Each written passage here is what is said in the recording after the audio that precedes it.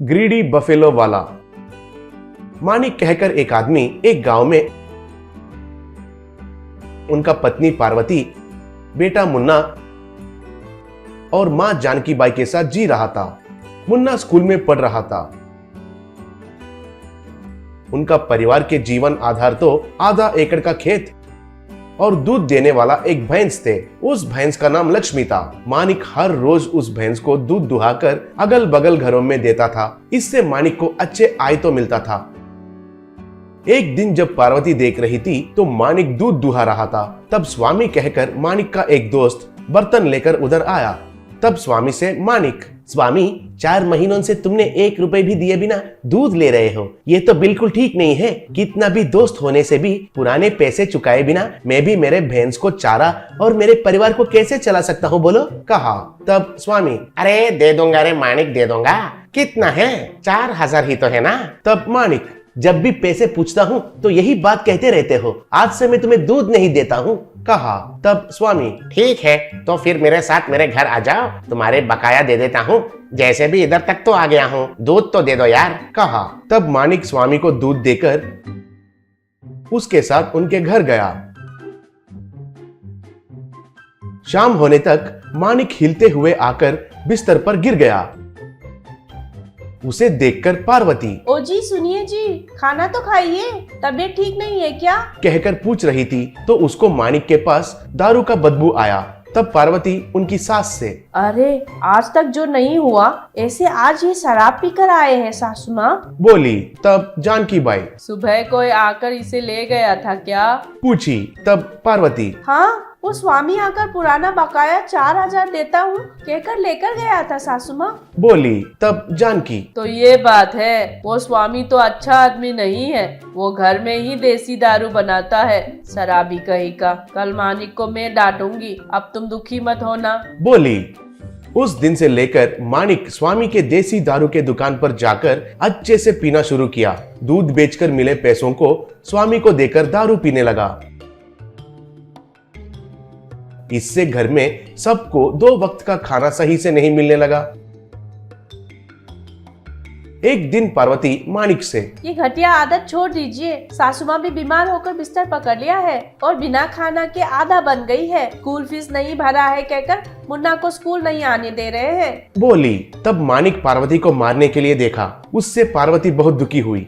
एक दिन सुबह स्वामी आकर, अरे ओ मानिक, तुम्हारा पुराना उधार 4000 चुकाने के बाद अब तक तुम मेरे पास 5000 का दारू उधार में पिए हो, वो बात कहने के लिए आया हूँ, कहा।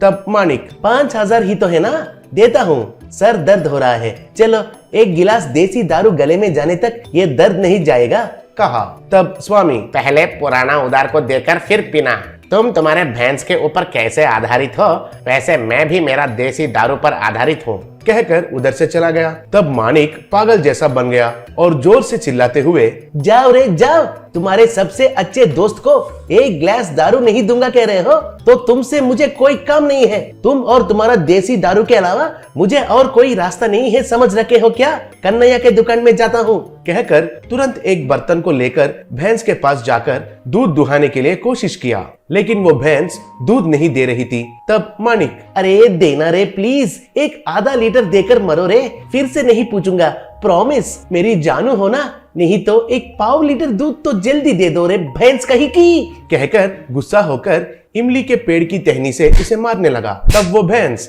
अम्बा अम्बा कहकर दर्द से चिल्लाने लगी।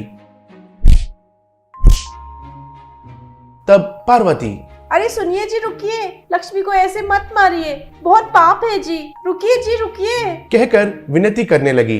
तब मानिक का गुस्सा और बढ़ गया और पार्वती को पकड़कर पीटना शुरू किया। वो देखकर उसका बेटा, माँ को मत मारिए पिताजी, आपको पैसे चाहिए तो मेरा बुक्स बेचकर पैसे देता हूँ, लेकिन माँ को मत मारिए, मत मारिए, कहकर रोने लगा। तब मानिक, छह बेकार का घर है ये, कहकर हाथ में उस बर्तन को देखकर, इसे बेचूंगा तो कम से कम 4 गिलास दारू तो मिलेगा, कहकर उस बर्तन को लेकर चला गया। अगले दिन पार्वती भैंस के पास आकर उसे थपथपाते हुए, लक्ष्मी, मेरा पति उस गंदे दारू के नशे का गुलाम बन गया, और तुम्हें मारा। तुम कुछ गलत मत समझना, एक बार तुम्हें कितना प्यार से देखते थे। तुम्हें छोटा सा कुछ चोट लग गया तो बहुत दुखी होते थे। कहकर दुखी हो रही थी। तभी उसे पार्वती, तुम चिंता मत करो, दुखी होने से कोई उपयोग नहीं है। कहकर कुछ आवाज सुनाई देने से पार्वती इधर उधर देखने लगी। तब पार्वती, अरे यहाँ तो कोई नहीं है, सब कुछ मेरा कल्पना है, बोली। तब लक्ष्मी, मैं ही हूँ पार्वती, तुम्हारी लक्ष्मी हूँ। मैंने ही बात किया, मैं भी आपके परिवार का सदस्य हूँ ना। मानिक अच्छा आदमी है, लेकिन गलत रास्ता पकड़कर वो ऐसे नीचे गिर गया, बोली। तब लक्ष्मी को बात करते हुए देखकर पार्वती हैरान होकर उसे प्रणाम किया। तब लक्ष्मी, तुम बिल्कुल चिंता मत करो पार्वती, मैं जैसे कहती हूँ वैसे करो। तब पार्वती हैरान होकर ठीक है लक्ष्मी, लेकिन कह रही थी। तब लक्ष्मी, लेकिन कुछ भी नहीं है, इतना तक नहीं कर सकोगी तो तुम्हारा पति नहीं बचेगा, बोली।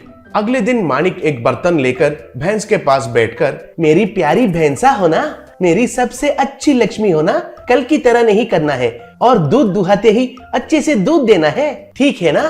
कहकर उसके स्तन पर हाथ डालते ही पीछे के पैर से लक्ष्मी ने मानिक को जोर से लात मारी। तब मानिक, ओई माँ कहकर चिल्लाकर, देखो प्यार से पूछ रहा हूँ कहकर भाव मत दिखाओ, चुपचाप दूध दे दो, कहकर फिर से दूध दुहाने के लिए देखा। इस बार लक्ष्मी ने मानिक को और जोर से लात मारी। तब मानिक उड़कर दूर जाकर गिर गया।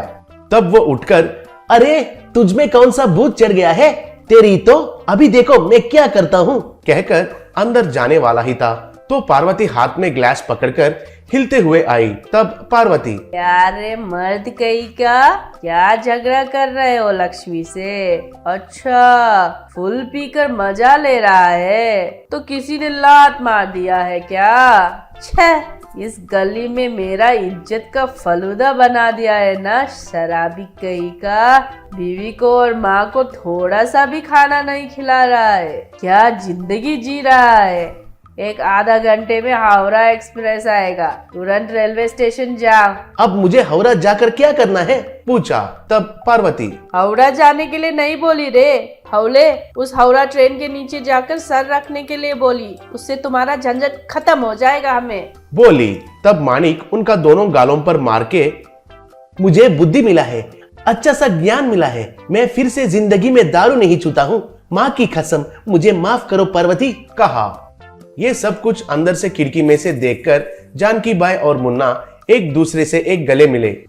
भैंस लक्ष्मी भी खुश होकर अम्बा अम्बा कहकर चिल्लाई। में राधा माधव नाम के दो लोगों की शादी हो रही थी। शादी में आए हुए कुछ लोग चोर के कपड़े पहनकर आंखों पर पट्टी बांधे हुए थे। राधा माधव फेरे ले रहे थे तो सब लोग आशीर्वाद दे रहे थे। सास का नाम था शिवांगी, ससुर का नाम था राजन।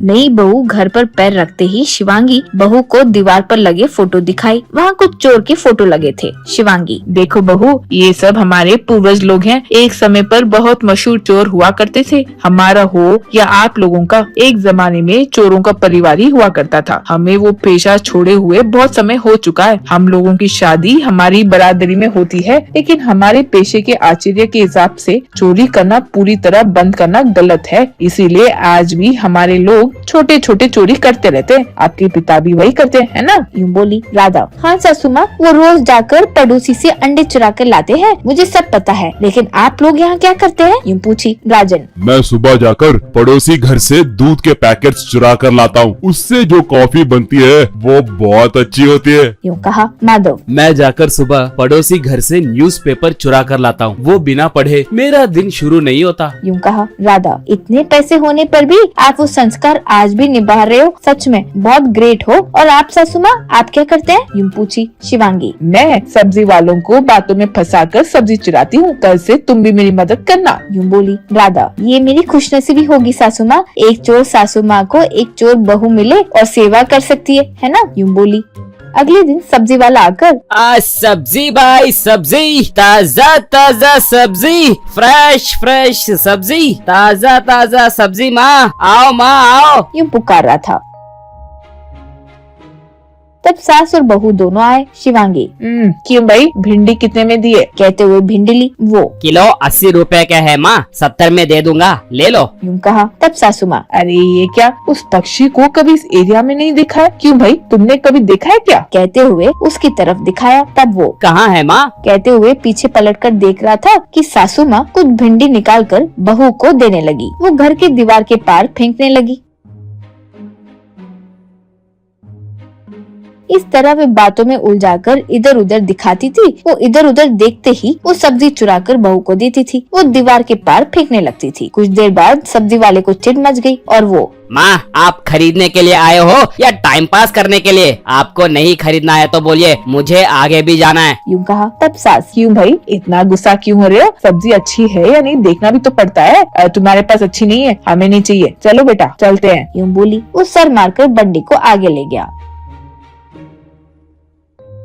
पहले दिन बहू की चतुराई देखकर सास ने उसकी बहुत तारीफ की। मैंने तो तुझे बहुत कमजोर समझा था बहू, लेकिन तुम तो शातिर हो। तुम जैसी बहू मिलना मेरी खुशनसीबी है। लगता है मेरी नजर लग जाएगी तुम्हें तो। पहले रुको, तुम्हारी नजर उतारती हूँ। कहते हुए नजर उतारी।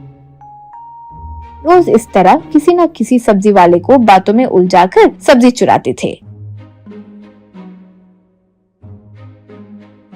एक दिन हमेशा की तरह एक स्त्री सब्जी की बंडी लेकर आ रही थी। उसको बातों में उलझाकर दोनों ने काम शुरू कर दिया। बहू सब्जी दीवार के दूसरी तरफ फेंकने लगी। सास, देखो माँ, तुम्हारे पास सब्जी इतनी अच्छी नहीं है, हमें नहीं चाहिए, जाओ, यूं बोली। वो तुरंत फोन मिलाकर, हेलो एसआई सर, जो सब्जी गायब होने की कंप्लेंट हमें मिली थी वो एकदम सच है। सब्जी चुराने वाले को मैंने पकड़ लिया है, यूं बोली। उसकी बातें सुनकर दोनों दंग रह गए। शिवांगी, कौन हो तुम? हम क्या सब्जी चुरा रहे हैं? तब वो, हाँ क्या, मैं मफ्ती में लेडी कांस्टेबल हूँ। सब्जी वाले तुम लोगों पर कंप्लेंट किए थे, इसीलिए हम यहाँ आए हैं। तुम जो सब्जी फेंक रही थी ना, देखो हमारी लेडी कांस्टेबल कैसे पकड़ रही थी, यूं बोली।